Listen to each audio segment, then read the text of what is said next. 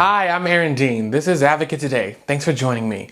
Adidas is facing backlash over its Pride 2023 collection. The clothing line is a collaboration with South African queer designer Mnisi. Let Love Be Your Legacy is the name of the line. The goal, according to an Adidas press release, is to encourage allyship and freedom of expression without bias. But many of the social media comments focus on one of the models in a one-piece bathing suit. It's unclear if the model identifies as male or transgender, and Adidas has not commented.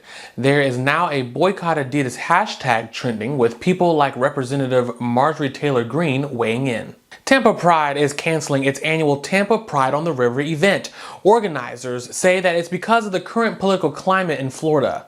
It comes after Florida's governor signed a bill holding businesses accountable if a child is admitted to an adult live performance. The law targets drag performances. Organizers of the event say that they could not find a location for drag performers that would be fenced off from larger crowds. Last year's Pride on the River event featured a diversity boat parade, fireworks, drag brunches, and live performances. It's normally held in the month of September. U.S. House Republicans have sidestepped a Democrat-led resolution to expel Congressman George Santos. Lawmakers voted to refer the privileged resolution to expel Santos from Congress to the Ethics Committee. The referral allows Republicans to avoid directly voting against their colleague. The GOP remains a narrow majority over the House and cannot lose more than a handful of votes to pass legislation. Also, the party wants to hold on to Santos' seat, which is a key New York swing district. The Ethics Committee is investigating Santos, who has faced mounting legal issues after lying about his resume and biography. Santos recently pled not guilty to 13 federal charges. Santos' status in the chamber has been a topic of fierce debate. On the steps of the Capitol, Representatives Jamal Bowman and Marjorie Taylor Greene got into a spirited argument about whether Santos should remain in his seat. Greene later said that she felt threatened and claimed that he had a history of aggression towards her and others. Bowman called the comments dangerous, saying that she is playing into racist tropes that demonize black men. Yesterday was a little bit of, friendly banter, if you will. And, friendly, really? You said that twice. Was that friendly? Oh, of course. I mean, you were yelling at me. Listen, did you see my body language the entire time? I was smiling, I was laughing. I am serious about the issues for sure, and I will continue to be serious about those issues. It's reckless and dangerous what she said, okay? Characterizing me in my interaction with her yesterday, I never invaded her personal space. I was laughing and gregarious the entire time. How was that intimidating? What was intimidating about that? These kinds of daily attacks on black people are not uncommon. According to the CDC, there have been a dramatic increase in suicide, depression, and anxiety among teens, and especially among those who identify along the intersections of black and queer. The Aakoma Project is a research-based nonprofit that is working to meet the mental health needs of youth of color. I spoke with the project's founder, Dr. Alfiee M Breland-Noble, about their focus during Mental Health Awareness Month.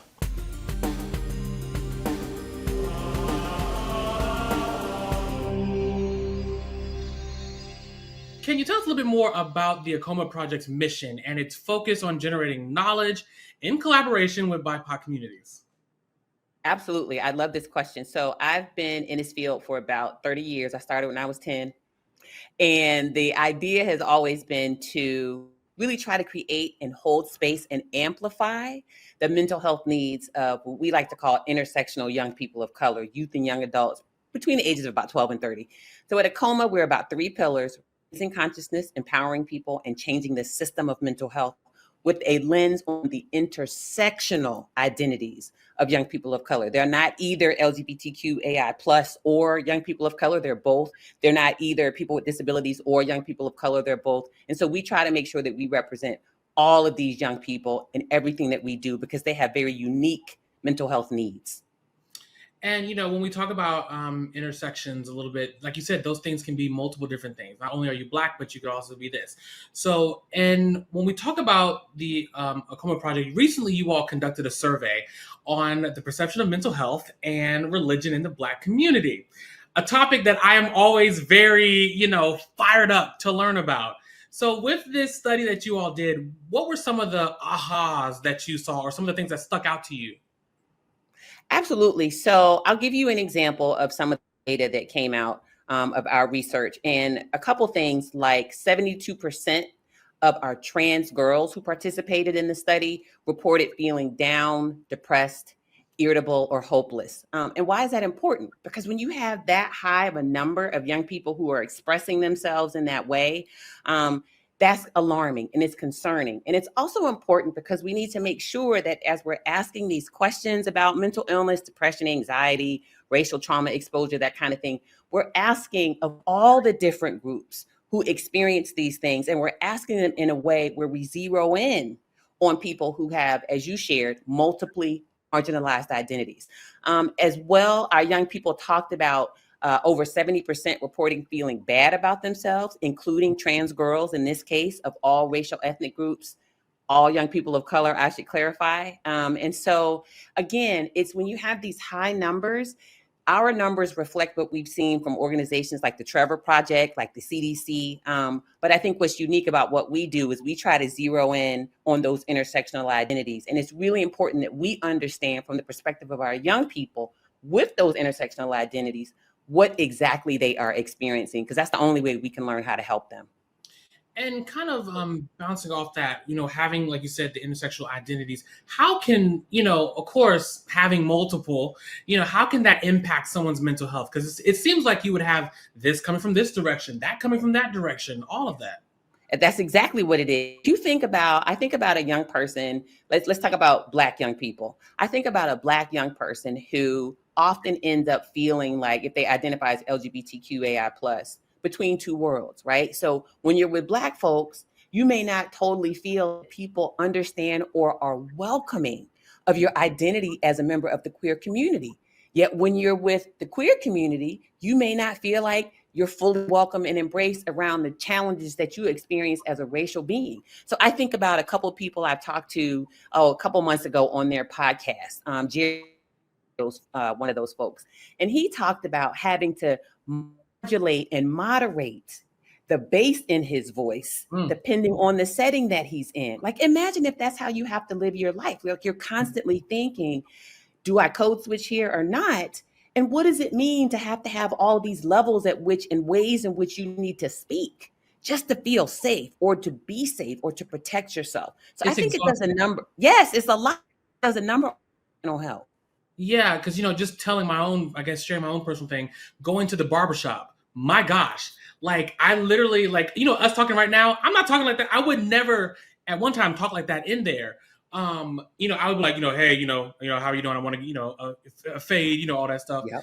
But it's just kind of like when you go into these spaces, it's like, what do I need to do to not only survive, but feel comfortable? Yes.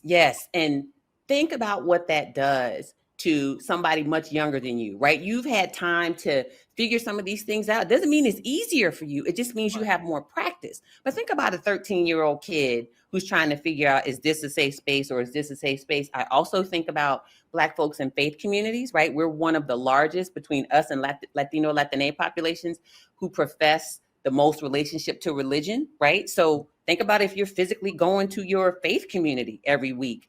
How do you show up there? Are people going to protect you? Are they going to be hostile? Are you going to hear something coming from the pulpit? That's an attack on who you are. And this is supposed to be one of your safe spaces. So it's very challenging and very much weighs on our young people. The Advocate Channel, Equal Pride, and Out Magazine are joining with iHeartMedia and Procter & Gamble for one of the biggest Pride celebrations online. The Advocate Channel is the official streaming partner. Can't Cancel Pride is going into its 4th year. This year's host is JoJo Siwa, and we are excited to announce the full lineup of performances. We'll have Brandi Carlile, Adam Lambert, Big Frida, Sierra, Billy Porter, and so many more. During the event, Brandi Carlile will also receive the Elton John Impact Award. Can't Cancel Pride has raised over $11 million in donations for LGBTQ+ groups since 2020. You can watch Can't Cancel Pride right here on the Advocate Channel or or on any one of our streaming channels. Can't Cancel Pride is on June 15th at 8 p.m. Eastern, 5 p.m. Pacific. And that's it for today. Follow us on Instagram, Facebook, YouTube. Also, download that Advocate Channel app. For Advocate Today, I'm Aaron Dean.